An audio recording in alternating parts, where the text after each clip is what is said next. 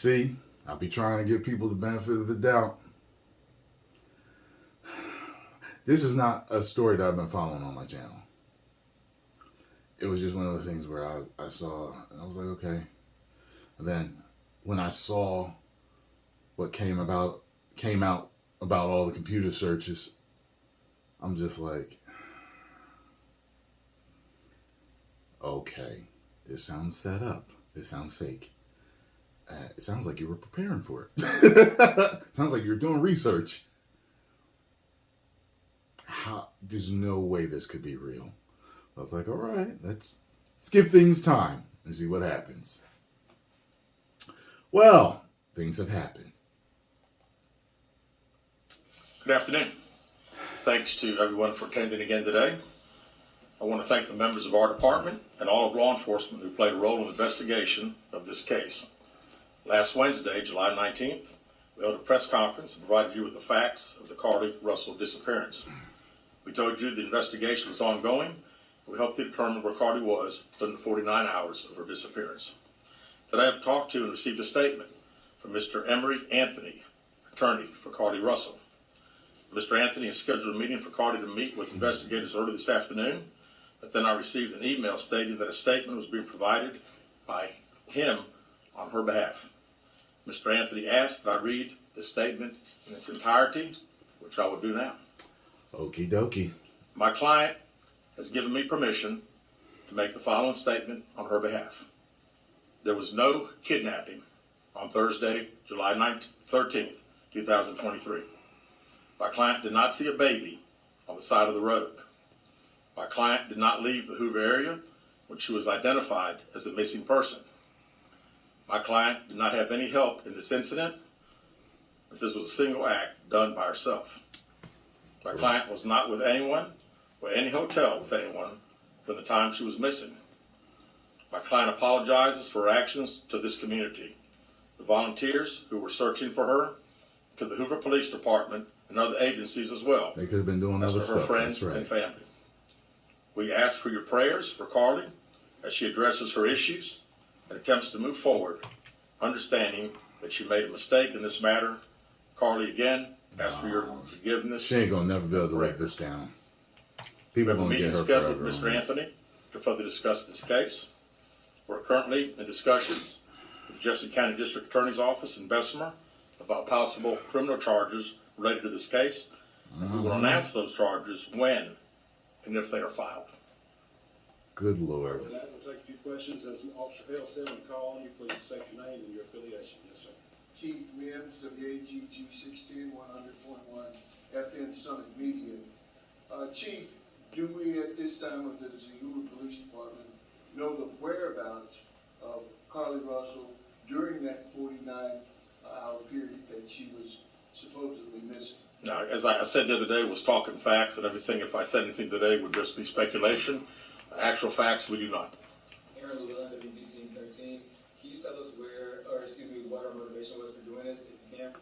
I wish I could tell you. I think only Carlee knows, and maybe her attorney now. But again, the statement that we received from him does not indicate any. For each DRC, can you give us an idea of what charges you may be filing against her? Now, that would strictly be up to the district attorney's office.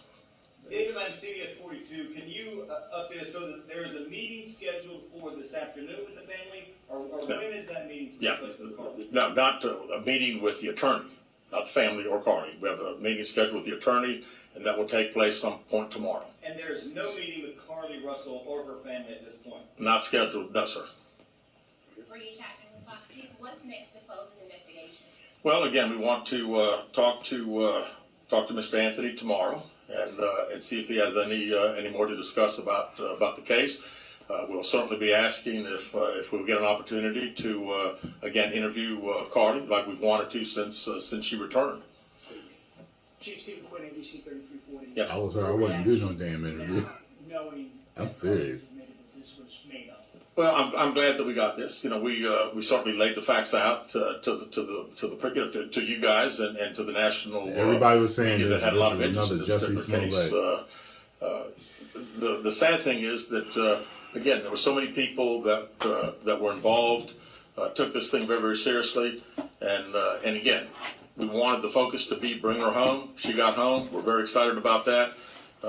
It is what it is. The facts I It think is last what it is. Wednesday pretty much showed. He's using young folk it terms. It was a hoax. Lisa Crane, Bill, EDCM 13, do you know the expense you went to during this search? And if you don't have a dollar figure for us, just how big it was for you guys? Well, it was all hands on deck, and we don't have a dollar figure yet, but we're certainly working towards getting one, and not only ours, but there'll be other agencies that had a lot of support that they gave us. Probably in And trouble. had monetary expenses themselves. Jonathan, what JLR investigates, are the parents under an investigation? As I said the other day, we were going to try to determine exactly those 49 hours. So right now, anything's on the table. We still don't know what happened in those 49 hours, where she was, did she have any help? We have no idea. I read the statement from Mr. Anthony. I know they're looking into it. Keith Mims, WAGG 16, Southern Media. Chief, let me ask you this. What do you think prompted or provoked Carlee to do this kind of thing? And are there any kind of mental issues that the police department or the People are should be hooked concerned about it? on not that I'm aware attention of. these I mean, days, it's so. this is a very elaborate. This was an elaborate deal. I mean, when you talk about calling a 911 and being up on the interstate, again, it would all be conjecture. So really, I don't know. I was hoping that we'd have an opportunity to interview and we'd be able to ask her those questions. Were any others involved in putting this story together for her? Mr. Anthony, in his statement, says there was not. Liliana Calmes, WPRC, Fox 6 News. You said that you had a meeting scheduled and it kind of switched into a statement. Did they give any type of reason that switched? No, they did not. Right here. Aaron Llewellyn, WBC 13. Just for clarification, Carlee Russell is not in custody right now. That is correct. That is correct. Last question with David. David Lynn, once again, so first of all, when did you actually see this letter? And second of all, do these I figured they'd be trying to arrest her immediately. Like, oh, you alter the lying. investigation at all? No, not at all. We'll tough. continue to investigate. We're still trying to determine where she was during those 49 hours. But I am glad that The we family received helped this. her? It at least puts some of the social media super sleuths hopefully at rest for a little bit as far as the conjecture of what everybody thinks took place. We know that by her own admission, it didn't happen. The super and sleuths. we're thankful for that. All right, thank you guys very much. It sounded like he was irritated with what people were saying online. Boy. It is a day and time where people are hooked on attention. Hooked on it. It's a social media era. And it's weird. It's like there's people that are just entertainers. You know what I mean? But then there's people that you can tell the difference of